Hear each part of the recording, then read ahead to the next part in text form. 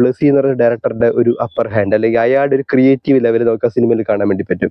അപ്പോൾ ഓൾറെഡി കഥ വായിച്ചിട്ടുള്ള ആൾക്കാർക്ക് സിനിമ കാണുന്ന സമയത്ത് ഒരു ഒരു രസമുണ്ടോ, എന്തായിരിക്കും അടുത്ത് നടക്കാൻ വേണ്ടി പോകുന്നത്, എങ്ങനെയായിരിക്കും അത് വിഷ്വലൈസ് ചെയ്തിട്ടുണ്ടാവുക, അങ്ങനെ ഒരു പ്രതീക്ഷയുണ്ടാവും. പക്ഷേ ഇത് കാണുന്ന സമയത്ത് ഞാൻ ഈ കഥ മുമ്പ് ഒരു 3 വർഷം മുമ്പ് വായിച്ച കഥ തന്നെയാണ്. അപ്പോൾ എനിക്ക് പ്രത്യേകിച്ച് ഒന്നും തോന്നിയില്ല. നമുക്ക് പ്രെഡിക്റ്റ് ചെയ്യാൻ വേണ്ടി പറ്റും എന്താണ് നെക്സ്റ്റ് നടക്കാൻ വേണ്ടി പോകുന്നതെന്ന്.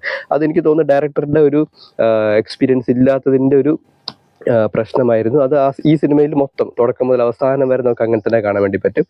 ആകെയുള്ളൊരു പോസിറ്റീവ്, ബോറാക്കിയിട്ടില്ല, ആവശ്യമില്ലാത്തത് കുത്തിക്കയറ്റി കോളമാക്കിയിട്ടില്ല. ഇനി സിനിമയിലേക്ക് വന്നു കഴിഞ്ഞാൽ ഇതിൻ്റെ ബേസിക് പ്ലോട്ടിനെ പറ്റി ഞാൻ പറഞ്ഞുതരാം. സ്ത്രീധനമാണ് ഈ കഥയുടെ ഒരു ബേസിക് പ്ലോട്ട് എന്ന് പറയുന്നത്. ഇപ്പോൾ കാസർഗോഡ് ജില്ലയിൽ ജനിച്ച് വളർന്ന് കാസർഗോഡ് ജില്ലയിൽ ജീവിക്കുന്ന എന്നെപ്പോലുള്ള ആൾക്കാരെ സംബന്ധിച്ച് നമ്മൾ ഈ സിനിമ കാണുന്ന സമയത്ത് സ്ത്രീധനം ഇത്ര വലിയ പ്രശ്നമാണെന്നെല്ലാം തോന്നുന്നു. കാരണം കേരളത്തിൽ തന്നെ സ്ത്രീധനം എന്ന് പറയുന്ന ആ ഒരു സമ്പ്രദായം ഒട്ടും ഇല്ലാത്തൊരു ജില്ലയാണ് കാസർഗോഡ്. പക്ഷേ ഈ തെക്കോട്ടുള്ള ആൾക്കാരെ സംബന്ധിച്ച് അവിടെ ഇപ്പോഴും വലിയൊരു പ്രശ്നമാണ് സ്ത്രീധനം എന്ന് പറയുന്നത്. നമ്മൾ തന്നെ